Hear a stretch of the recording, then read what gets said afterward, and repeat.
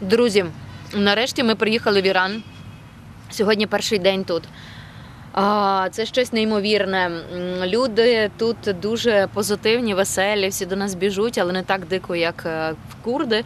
Набагато простіше, якось так добріше. Ми в місті Шут. Заїхали сюди, бо вирішили тут переночувати десь в готелі. Все ж таки нам сказали, що тут все дешево і можна десь заночувати. Тут виявився один готель, але якщо це назвати готелем, то я не знаю, що тоді нормальним готелем, як його назвати. Отож, там така була кімната, труна, душогубка, дуже спекотно, жахливі умови. Так, це дешево, але навіть за цей антикомфорт ми не хотіли платити. І тут на вулиці нас зустрів мужчина, і він нам показав місце, де можна заночувати. Перепросив, що він не може нас запросити до себе додому, в нього просто немає там місця. Але показав, що ви можете без проблем поставити тут в парку намет. До речі, перед тим, як ми зустріли цього мужчину, я купляла овочі в магазині, не взяла за це жодної копійки, сказали, від мене презент. Володя теж пішов брати хліб, нічого теж з нього не взяли.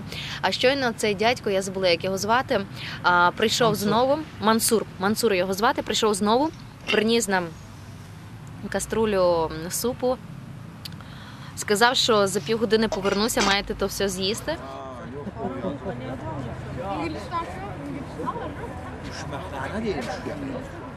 Крім нього, тут ще зібралася купка людей. Два хлопці підійшли, пропонували нам заночувати в них. Ми, звісно, відмовились, тому що ми хочемо попрацювати. Є що робити, а якщо ми будемо ночувати в людей, то ми будемо тільки говорити, і на це не вистачить часу. Але вони просто не відставали, десь півгодини вмовляли нас піти до них заночувати. Ми їм запропонували прийти завтра і поп'ємо всі разом чаю. Вони сказали, добре, але перше, вони нас добре не зрозуміли, бо вони думали, де ж би то нам купити чаю, бо подумали, що нам нема де купити чай. Щось таке. Поки все добре. Зараз йдемо їсти цей домашній суп. До речі, він дуже смачний. Дуже-дуже. Ми зустріли в цьому містечку дядечка на ім'я Мансур. І він нам порадив поставити намет в цьому місці. Це парк місцевий, досить такий, дуже компактний, малесенький, але все ж таки називається парком, тому що в них тут взагалі дерев дуже обмаль, а тут росте з десяток дерев, і це вже є парк. Отже, ми тут поставили намет в цій будці, і це був фантастичний вечір, тому що все місто буквально відразу дізналося, що ми тут стоїмо, всі почали до нас збігатися, приходити, запитувати, як в нас справи, чи може нам щось потрібно. Приносили гостинці, ось тут лежить ціла купа, фрукти, соки, всякі, вже розказала Ірина про суп, який нам дали. І кожен запрошував нас до себе додому ночувати, тому що всі переконані, що нам тут страшенно холодно в наметі. Ми вже втомилися їм пояснювати, що нам абсолютно добре, оскільки ми люди з півночі. Тобто ця погода для нас не є такою аж дуже холодною. Взагалі це нагадувало якийсь фільм або сон, тому що, як ви можете собі уявити в Україні, щоб отак от поставити намет посеред міста, в парку, і кожен до тебе приходив, приносив гостинці і запрошував ночувати додому. Абсолютно незнайомих людей.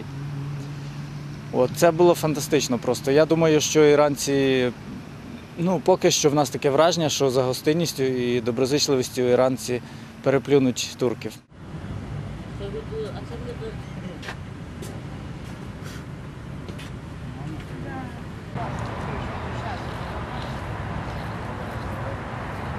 А ще в тому ж такому містечку Шут ми вирішили купити сім-картку для телефону, щоб мати зв'язок в Ірані.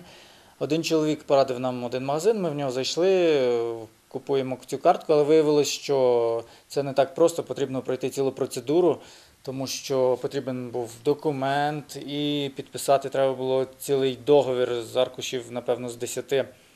І на кожен аркуш цього договору з мене взяли відбиток пальця. Це вдруге в житті в мене брали відбитки пальців, але перший раз це було в британському консульстві, коли я отримував британську візу. І там всього-навсього один відпечаток пальця було. Тут на кожному із 10 аркушів я мусив поставити свій відбиток пальця. Така от система, такий контроль в Ірані.